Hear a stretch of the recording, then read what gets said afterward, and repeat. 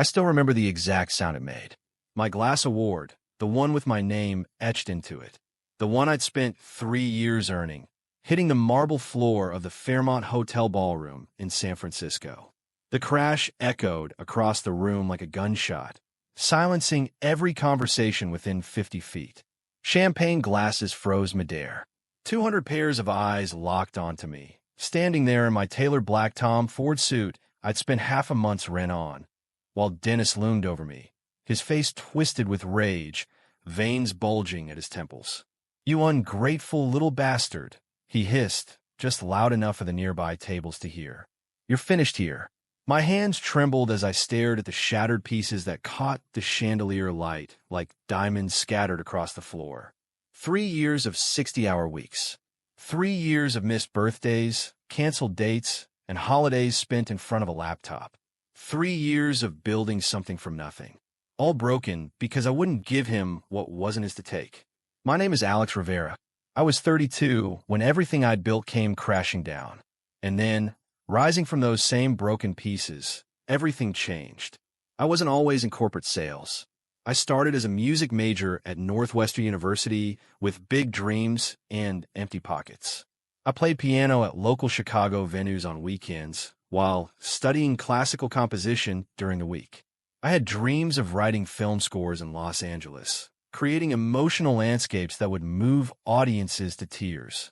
But when student loans came due and music gigs led nowhere except to more ramen noodle dinners in my tiny Wicker Park apartment, I took what was supposed to be a temporary job at Summit Consulting in downtown Chicago. Just until something opens up in the music industry, I told my parents, who had wanted me to major in business from the start. That temporary job became permanent when I discovered I had a talent for connecting with people. Not the forced plastic way many salespeople do, but genuinely. I listened. I remembered details about clients' families and interests. I followed up consistently. I cared about their business problems as if they were my own. For 5 years, I built a respectable client roster. Nothing spectacular, but stable. I moved from a cramped studio to a decent one-bedroom in Lincoln Park. I started making payments on my student loans that actually reduced the principal, not just the interest. I bought new clothes that weren't from clearance racks. Then came the Davidson account. Davidson Manufacturing wasn't just any potential client. They were the white whale of our industry, a Seattle-based family-owned manufacturing company that had exploded into a national brand over the past decade. Their eco-friendly building materials were revolutionizing the construction industry, and every consulting firm in the country wanted them on their client list. They'd cycled through 3 consulting firms in 2 years, finding each one too impersonal, too corporate, too focused on billable hours instead of actual results. "They're impossible to please," Dennis told me during a Monday morning meeting, sliding their file across his polished mahogany desk. "But you're good with the difficult ones, Alex. See what you can do." What Dennis meant was, this is probably a waste of time, but you're expendable enough to try. I spent weeks researching Davidson Manufacturing. Not just their business metrics or market position, but the people behind the logo. Robert Davidson had started the company in his Seattle garage 30 years ago, initially crafting sustainable wooden furniture before expanding into building materials. His daughter, Jessica, now ran operations but struggled with the marketing side of the business. Her MBA from Stanford hadn't fully prepared her for the rapidly changing digital marketplace. My research revealed that the Davidsons valued loyalty above all else. Many of their employees had been with them for decades. They'd rather work with someone honest who made occasional mistakes than a polished team that treated them like just another account number. My first meeting with Jessica Davidson was scheduled for 30 minutes via video conference. We ended up talking for 3 hours. "You know what I like about you, Alex?" she said as we wrapped up. "You didn't spend the whole time telling me how great you are. You asked about us. That's rare these days. We didn't sign anything that day or during our next meeting or the one after that. I didn't push. Instead, I sent Jessica relevant articles about her industry. I remembered her son's baseball championship and asked about it when we spoke next.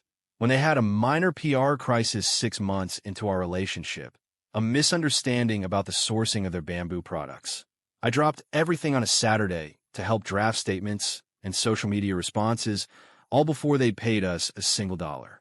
"Are you still wasting time on Davidson?" Dennis asked during my performance review, leaning back in his leather chair, one eyebrow raised skeptically. "You know we bill for results, not friendship bracelets." A week later, Jessica called me. "We're ready," she said. "Send over the contract." The Davidson account was worth just over $2 million annually. It wasn't just the biggest account I'd ever landed. It was the biggest new client our Chicago office had secured in 5 years. Dennis's attitude changed overnight. Suddenly, I wasn't just lucky or too soft with clients. I was a core team member and exemplary of our values. My bonus that year was substantial, enough to pay off my car and make a down payment on a condo. My parking spot moved closer to the entrance. Dennis invited me to golf with potential clients at his country club in Lake Forest. For almost 2 years, things were good. The Davidson account grew to $2.4 million annually. I built a small team to help manage their expanding needs. Jessica referred 2 smaller companies to us, a sustainable packaging company and a green building certification consultancy. I was finally paying off my student loans instead of just managing the interest. Then Jason arrived. Jason Peters, Dennis's nephew, fresh out of business school with a degree he'd barely earned and an attitude he hadn't earned at all. He drove a BMW M5 that his parents had given him as a graduation present and wore tailored suits from Brioni that he liked to mention casually in conversation. "Jason's going to shadow various team members," Dennis announced during a staff meeting one Monday morning.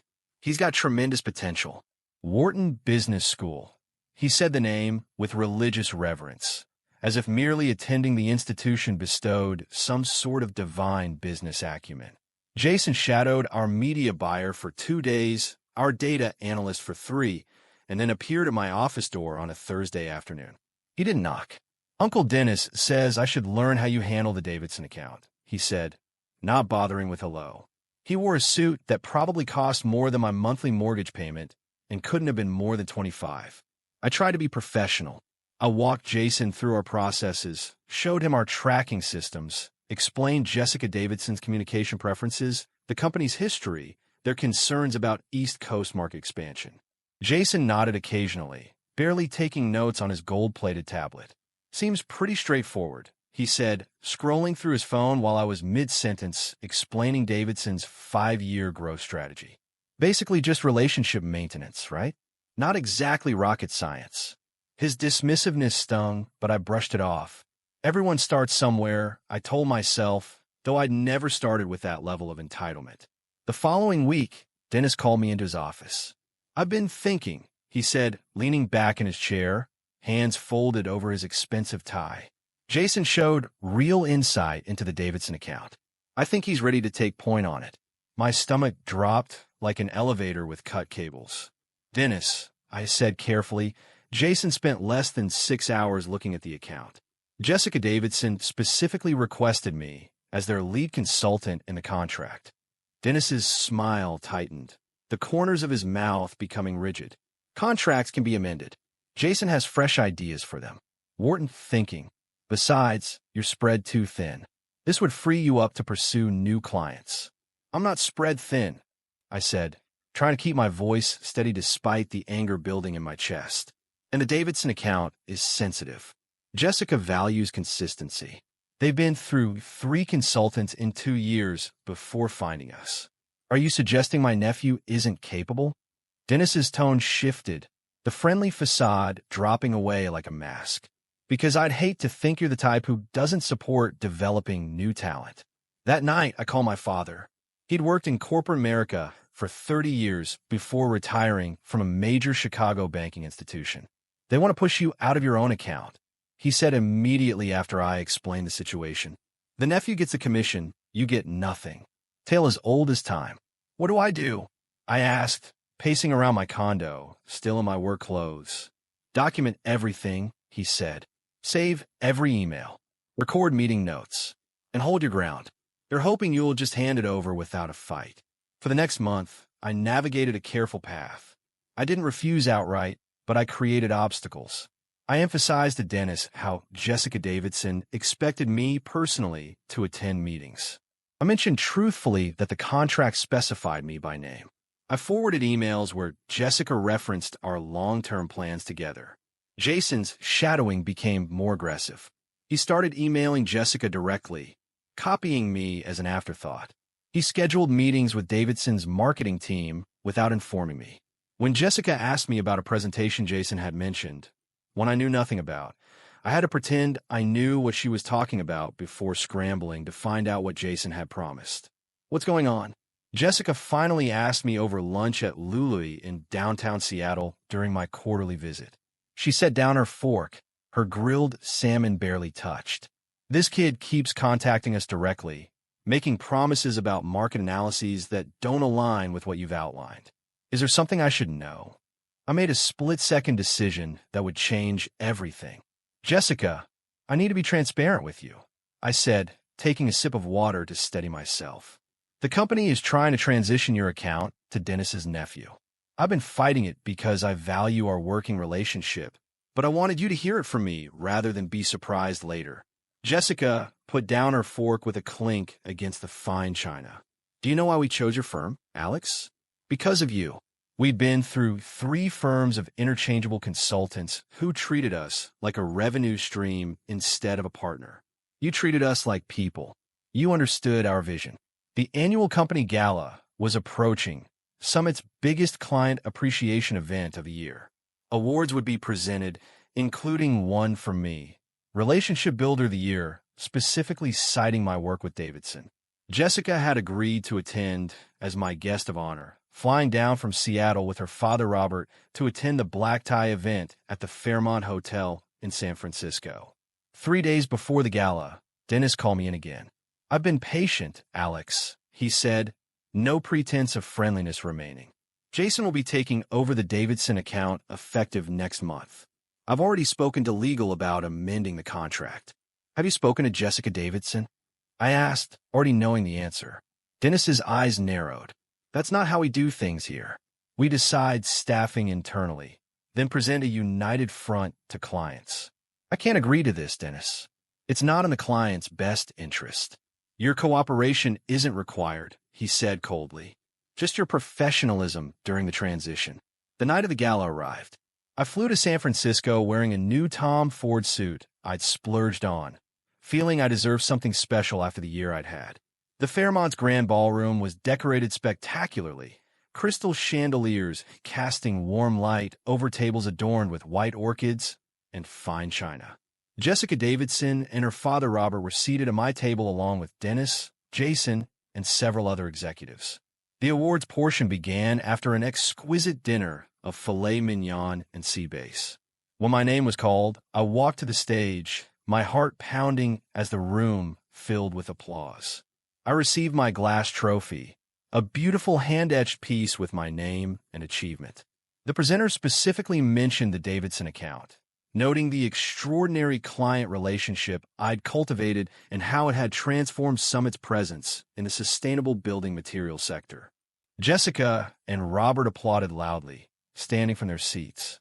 As I returned to my table, award in hand, I noticed Dennis's face. He wasn't clapping. He was seething, his jaw clenched as he watched Jessica and Robert's enthusiastic response. During dessert, Dennis made his move. Jessica, he said loudly enough for the table to hear, I wanted to personally tell you how excited we are to have Jason taking over as your primary consultant next month. Alex has done a good job laying groundwork, but Jason's going to bring Wharton-level strategy to your account. We're expecting great things. The table went quiet. Forks paused midair. Jessica looked at me, confusion and then understanding flashing across her face, before turning back to Dennis. This is the first I'm hearing about any change, Jessica said, her voice calm but firm. Dennis's smile didn't waver. Just a standard staffing adjustment. Nothing to be concerned about. All part of our commitment to bringing you the best talent. Actually, Jessica said, setting down her dessert fork, our contract specifically names Alex as our lead consultant. We need to approve any change. That was a critical condition of our agreement. Dennis's eyes darted to me. Well, that's a minor technicality. Alex was just about to speak with you about it. Weren't you, Alex? Every eye turned to me. In that moment, I saw my future split in two directions. I could lie, preserve my job, and lose my self-respect, or I could tell the truth and face whatever came. No, I said quietly but clearly. I wasn't. Dennis's face flushed dark red, starting at his neck and rising up like mercury in a thermometer. "Excuse us," he said to the table, standing abruptly. Alex, a word. He led me to a quiet corner near the hotel service entrance, just off the main ballroom, but still within sight of some tables. I clutched my award, suddenly aware of how fragile it was. "What the hell do you think you're doing?" he hissed. "My job," I said, "serving my client's best interests." "Your job is to do what I tell you to do. I built this company. I decide who handles what accounts. Jason isn't ready. He doesn't know the first thing about Davidson's market challenges or their company culture. He's twice as qualified as you were when you started. Wharton Business School, Alex. What did you bring? A music degree and daddy issues." I felt heat rise in my face. I brought in the Davidson account when nobody thought I could. I built that relationship from nothing. I turned a cold call into our biggest client. And now you're trying to sabotage this company because you're too selfish to be a team player. "I'm not giving up my client to your nepotism hire," I said, my voice finally breaking with emotion. "Find Jason his own accounts to learn on." Dennis stepped closer, his expensive cologne suddenly suffocating. "I know what you did. You went behind my back to Jessica." I told her the truth. I replied, standing my ground. Dennis grabbed my wrist, the one holding my award. "You ungrateful little bastard," he said, and yanked the award from my hand. Before I could react, he threw it to the floor where it shattered with a crash that seemed to echo through the entire ballroom. "You're finished here," he said, loud enough for nearby tables to hear. I stood frozen, staring at the broken pieces reflecting the light like a constellation of stars on the marble floor. Everything went silent. When I looked up, Jessica Davidson was watching from our table, her expression grim but resolute. Dennis stormed back to the table. I couldn't move. A hotel staff member appeared with a dustpan, looking embarrassed for me as she swept up the shards of glass. "I'm so sorry," I whispered to her, as if the mess were my fault. I didn't return to the table. I couldn't bear to sit there pretending nothing had happened. Instead, I went to the coat check, got my things, and called an Uber. As I waited outside in the cool San Francisco night, my phone buzzed with a text from Jessica Davidson. "Call me tomorrow. This isn't over." I flew back to Chicago that night, sitting in stunned silence on the red-eye flight. I spent the early morning hours crying, then raging, then finally around 3 a.m. plotting. Because Jessica was right. This wasn't over. Not by a long shot.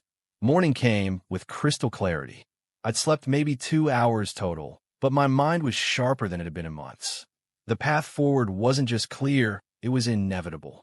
I called Jessica at exactly 8:30 a.m., knowing she'd be at her desk by then. "I saw everything," she said before I could speak. "Are you okay?" "Physically, yes," I answered honestly. "Professionally, I don't know yet." "What Dennis did was assault," Jessica said. "There were witnesses. Half the room saw him grab you." "It's his company," I said. "His name is literally on the building alongside the other partners." Jessica was quiet for a moment. "Not on our contract, though. Our contract is with your team specifically. With you specifically." We talked for another 40 minutes. By the end, I had a plan, not just for survival, but for something more, something better. At 10 a.m. sharp, I walked into Summit's offices on Wacker Drive. Heads turned as I passed. News travels fast in corporate America, especially bad news. I went straight to my office and began working as if nothing had happened. At 10:17, Dennis's assistant came to my door. "He wants to see you," she said quietly. Her eyes were sympathetic. She'd been with Dennis for 10 years and had seen how he operated. Dennis was waiting behind his desk. Jason, sitting in one of the visitor chairs like this, was some kind of tribunal. "Close the door," Dennis said. I did, then remained standing. "Your behavior last night was unacceptable," Dennis began. "You embarrassed this company in front of a major client." I said nothing, just watched him, noting how his confidence seemed to waver slightly in my silence. "However," he continued, I'm willing to be generous. Clean out your personal items today. We'll pay 2 weeks severance if you sign an NDA and non-disparagement agreement. I looked at him, then at Jason, who couldn't quite meet my eyes. That's your offer? I finally asked. It's more than fair considering your insubordination, Dennis said. Frankly, I'd be within my rights to fire you with nothing. I nodded slowly. I have a counteroffer. Dennis's eyebrows rose. This isn't a negotiation. 6 months after the gala, I was settling into my new role at Davidson. I had an office with a view of downtown Seattle and Mount Rainier in the distance, a small team of my own, and the security of knowing my work was valued. My music degree, the one Dennis had mocked, turned out to be perfect preparation for understanding market narratives and brand storytelling. I'd even started playing piano again, performing occasionally at a jazz club near my new apartment in Capitol Hill. Life had a rhythm again, one that I controlled. That's when I got an unexpected LinkedIn message from Dennis's former assistant. Thought you might want to know, Dennis is out. The partners forced him to step down after Q3 numbers came in. Too many lost accounts. Jason's gone, too. I didn't reply, but I did allow myself one small smile. A year to the day after the gala incident, Jessica called me into her office. We're having a small ceremony next week, she said. Board members, key leadership, nothing elaborate. What's the occasion? I asked. She slid a box across her desk. Inside was a glass award similar to the one Dennis had shattered, but higher quality, heavier crystal with deep, precise etching. It read, Alex Rivera, Director of Strategic Partnerships, for exceptional leadership and integrity. The best revenge isn't about hurting those who hurt you, Jessica said. It's about building something better from the ruins they leave behind. I ran my fingers over the etched glass. I never set out for revenge. No, Jessica smiled. You just stood your ground. Sometimes that's enough to change everything. 2 years have passed since that night at the gala. Summit Consulting still exists, but they've downsized significantly, losing their prestigious office on Wacker Drive for a smaller space in the suburbs. Dennis started his own boutique firm, but without his former company's resources and reputation, he's struggling to gain traction. Jason works there, too, still learning the business, still making promises his skills can't fulfill. Meanwhile, I was promoted to vice president at Davidson last quarter. My team has grown from 3 people to 12. We've expanded our in-house capabilities so much that we rarely use outside consultants anymore. We've opened a Chicago office, ironically not far from Summit's old building. Sometimes I wonder if Dennis knows it was me, that my quiet exit, not some dramatic confrontation, was what ultimately cost him everything. That by trying to take what wasn't his to claim, he lost what he already had. The truth is, I didn't have to destroy Dennis. All I had to do was remove his ability to take credit for my work, and his own inadequacy did the rest. The night Dennis smashed my award, he thought he was showing his power. What he really revealed was his weakness, his insecurity, his need to publicly humiliate someone he felt threatened by. I didn't fight back in that moment. I didn't need to. I just needed to recognize my own value and refuse to give it away. That's the thing about people like Dennis. They don't actually build things. They just position themselves to profit from what others build. Remove the builders, and their whole structure collapses. Last month, I was speaking at an industry conference in Boston when I spotted Dennis in the audience. He looked smaller somehow, diminished, his suit a little less expensive than I remembered. Our eyes met briefly across the crowded room. He was the first to look away. I didn't feel triumph in that moment. I felt something quieter, more powerful. Peace. The knowledge that I had rebuilt myself from the broken pieces he'd left behind and created something stronger than before. The lesson I learned wasn't about revenge. It was about resilience, about recognizing when to walk away from a battle so you can ultimately win the war, about understanding that sometimes your greatest power lies not in fighting back, but in simply refusing to play by someone else's rules. Dennis took my award and smashed it on the floor because he thought symbols of achievement were what gave me value. He never understood that the real achievement wasn't the glass trophy. It was the work, the relationships, the trust one had built. And those couldn't be broken with one angry gesture. Sometimes I think about that alternate version of myself, the one who stayed at Summit, who handed over his client to Jason, who shrunk himself to fit into Dennis's vision of his worth. That man might still have his office, might still have his parking spot, but he wouldn't have his dignity. He wouldn't have discovered what he was truly capable of building on his own terms.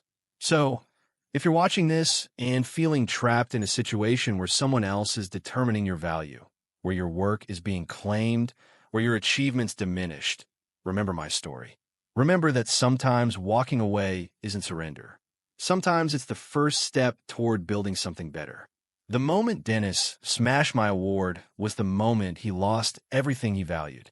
He just didn't know it yet. Have you ever had a moment when someone's attempt to hurt you actually set you free? Or when losing something you thought you needed turned out to be the best thing that could have happened? I'd love to hear your stories in the comments below. And if this resonated with you, please subscribe. I'll be sharing more insights from my journey from music major to VP, including the 3 conversations that changed my career and the 1 client meeting tactic that has never failed me. Remember, the most important career skill isn't technical expertise or even relationship building. It's recognizing your own value and having the courage to walk away when others don't. Have you ever walked away from something that once defined you, and in doing so, found who you really are? I'd love to hear your story in the comments. Whether it was a toxic job, a broken relationship, or simply a moment when you said, "Enough, your voice matters." If this story gave you strength, clarity, or even just a sense of peace, please subscribe. I'll be sharing more lessons from the front lines of corporate life, resilience, and redefining success on your own terms. And don't forget to hit that bell, because sometimes the right story at the right moment changes everything. Thank you for listening and for standing tall in your truth.